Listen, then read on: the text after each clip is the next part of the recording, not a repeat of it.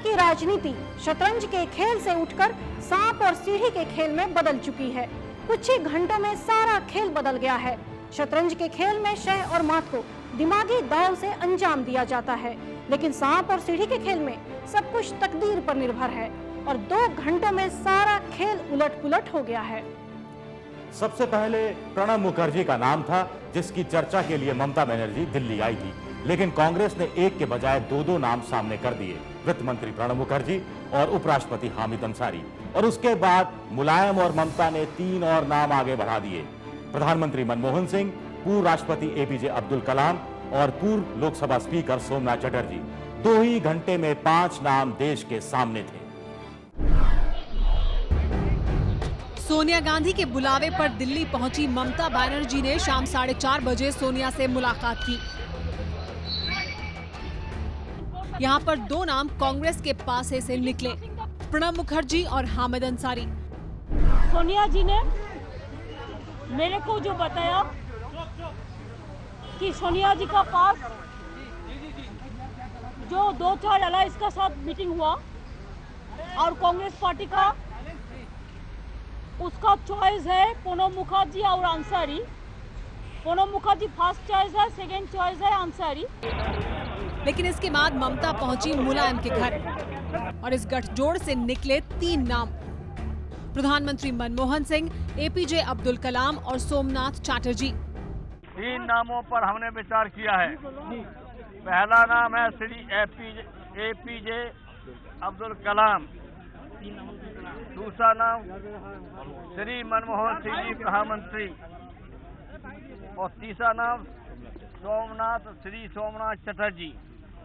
ये 3 नामों पर हमने उन्होंने गंभीरता से विचार किया और हमारी अपील है सभी दलों से कि सर्वसम्मति चुनने के लिए इन 3 में से किसी एक नाम को स्वीकार करें। और मुलायम के घर 16 अशोक रोड से जब ममता बनर्जी निकली तो देखिए कैसे अपनी उंगलियों से वो विक्ट्री का साइन बनाकर दिखा रही हैं, मानो कह रही हो कि उन्होंने फतह हासिल कर ली है।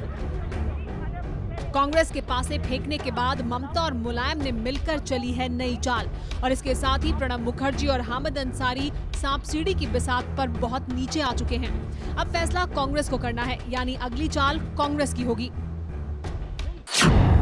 पहला विकल्प है पूर्व राष्ट्रपति एपीजे अब्दुल कलाम। मुलायम सिंह ने पिछली बार भी कलाम का नाम आगे किया था और 2002 में एनडीए के समर्थन से वो राष्ट्रपति बने थे। कलाम चूंकि एनडीए के उम्मीदवार रह चुके हैं, इसलिए कांग्रेस उनके नाम पर मुहर नहीं लगाएगी। इसके अलावा सोनिया गांधी और कलाम के बीच अविश्वास का माहौल रहा है, इसलिए कांग्रेस नहीं चाहेगी कि आने वाले चुनावी साल में कलाम राष्ट्रपति के पद पर रहें। इसलिए कलाम के नाम पर कांग्रेस की मुहर लगने की संभावना कम दिख रही है। सांप सीढ़ी की बिसात पर कलाम बहुत आगे बढ़ते नहीं दिख रहे। दूसरे विकल्प है सोमनाथ चटर्जी। वो बंगाल के हैं और लेफ्ट के बागी होने की वजह से ममता बनर्जी की पसंद भी है। सोमनाथ के जरिए ममता कांग्रेस के सामने प्रणब का विकल्प भी इन्हें बता सकती है। 2008 में परमाणु डील के मुद्दे पर सोमनाथ ने पार्टी से बगावत तो की थी, लेकिन वो कभी कांग्रेस में शामिल नहीं हुए, इसलिए कांग्रेस इन पर मुहर लगाए ये संभावना कम दिख रही है। सांप-सीढ़ी की बिसात पर कलाम से ज्यादा आगे बढ़ते सोमनाथ फिर भी नजर आ रहे हैं। तीसरे और आखिरी विकल्प है प्रधानमंत्री मनमोहन सिंह। कांग्रेस के लिए सबसे भरोसेमंद मनमोहन सिंह का नाम ममता और मुलायम ने आगे किया है, इसलिए कांग्रेस के लिए उनके नाम को खारिज करना मुश्किल होगा और यूपीए में उनकी सहमति भी है। इसलिए सांप सीढ़ी के खेल में सबसे बड़ी सीढ़ी मनमोहन के हाथ ही लगी है। कांग्रेस ने भी ममता के विकल्पों पर विचार करना शुरू कर दिया है। कांग्रेस महासचिव दिग्विजय सिंह ने कहा है कि सबसे सलाह करके नाम तय होगा। ममता जी यूपीए की पार्टनर है, सलाह मशवरा सबसे हो रहा है, सलाह मशवरा करके कोई नाम तय होगा। वो चाहते हैं कि डॉक्टर मनमोहन सिंह अब वो तो बहुत सारी चीजें चाहती हैं, लेकिन वो अकेली नहीं है ना। लेकिन बिसात पर तेजी से ऊपर चढ़ रहे मनमोहन सिंह के नाम का उनके ही कार्यालय ने खंडन कर दिया है। पीएमओ के सूत्रों ने कहा है कि मनमोहन का नाम राष्ट्रपति की रेस में नहीं है। ये सिर्फ ममता और मुलायम ही बता सकते हैं कि उन्होंने मनमोहन सिंह का नाम क्यों लिया।